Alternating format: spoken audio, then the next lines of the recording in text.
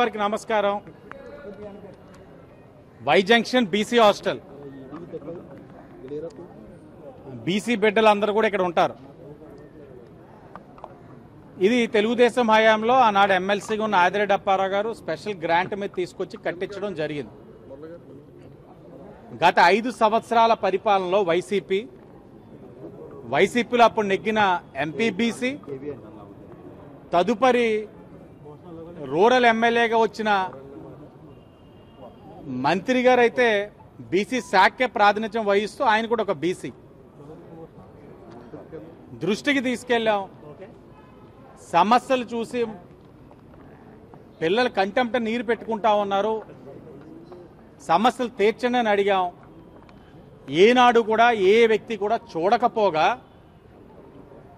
మన బీసీ బిడ్డలు ఉన్నారే, మనం అదే బీసీ కార్డు తోటి రాజకీయంగా పదవులు పొందుతా ఉన్నాం.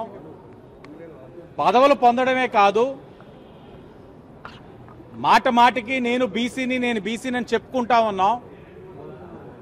మన వంతు బాధ్యతగా కనీసం బీసీ హాస్టల్ కూడా సమీక్షించలేని పరిస్థితిలో మనం ఉన్నామని ఆత్మ పరిశీలన కూడా చేసుకోలేని పరిస్థితిలో ఆనాడు బీసీ ప్రజాప్రతినిధులు వ్యవహరించారు.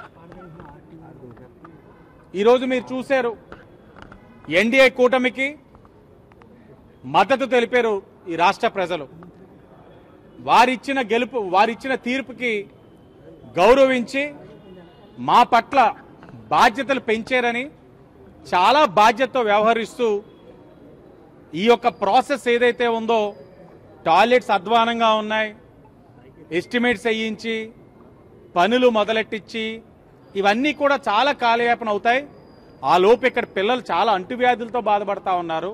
నాకు బాగా గుర్తుంది, నేను ఒక యాంకర్ తోటి ఈ టాయిలెట్స్ ఈ విధమైన పరిస్థితిలో ఉన్నాయని చూపించడానికి తీసుకెళ్తే 2 సెకండ్లు మించి ఆయన ఉండలేక బయటకు వచ్చి వాంతు చేసుకునే పరిస్థితులు కూడా నాకు గుర్తున్నాయి.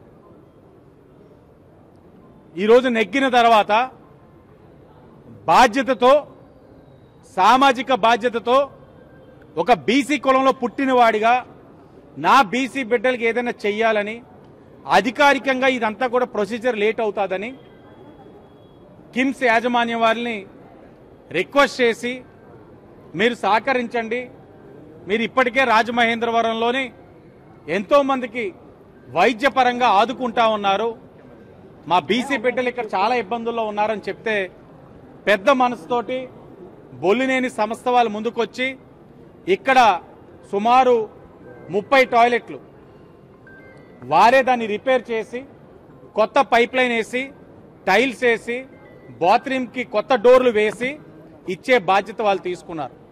మీ వంతు సహకారం కూడా అందించాలని చెప్పి విజ్ఞప్తి చేస్తూ ఒక్కటే చెప్తా ఉన్నాం. మొదటి కార్యక్రమం కింద, అఫీషియల్ కార్యక్రమం కింద ఫ్లైఓవర్కి వెళ్ళి ఉన్నాం, సమీక్షించున్నాం.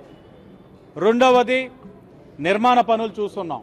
ఈ రోజున బీసీ హాస్టల్స్లో బీసీ బిడ్డలు పడుతున్న ఇబ్బందులను గ్రహించి ఒక బీసీ కులస్తుడిగా నా బాధ్యతగా ప్రభుత్వాలు చేస్తాయని కాకుండా స్వచ్ఛంద సంస్థల యొక్క సహకారంతో సరిచేసాను. 5 సంవత్సరాలు మీరు అధికారంలో ఉండి ఏం చేశారనేది మీరు ఆత్మ పరిశీలన చేసుకోమని వైసీపీలో ఉన్న బీసీ నాయకులందరినీ కూడా ప్రశ్నిస్తూ అందరికీ ధన్యవాదాలు.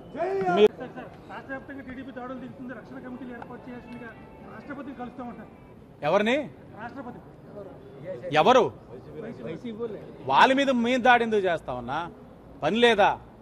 మాకు ప్రజలు మంచి తీర్పు ఇచ్చున్నారు. ఆ తీర్పుకు అనుగుణంగా మేము చాలా చేయాల్సిన పని ఉంది. ప్రతిపక్ష హోదా రాని పార్టీ పట్ల మేము దాడులు చేయడం ఏంటి? ప్రజలు మా పైన చాలా విశ్వాసంతో ఉన్నారు, ఎంతో ఆశతో చూస్తూ ఉన్నారు. మేము ఏ విధంగా పరిపాలన అందించబోతా ఉన్నాం, గాడిని తప్పిన రాష్ట్రాన్ని ఏ విధంగా గాడిలో పెడతామని. ఇలాంటి పరిస్థితులు ఆలిపైన దాడులు చేయాల్సిన అవసరం మాకేం పట్టలా. For more videos like this, subscribe Big TV channel.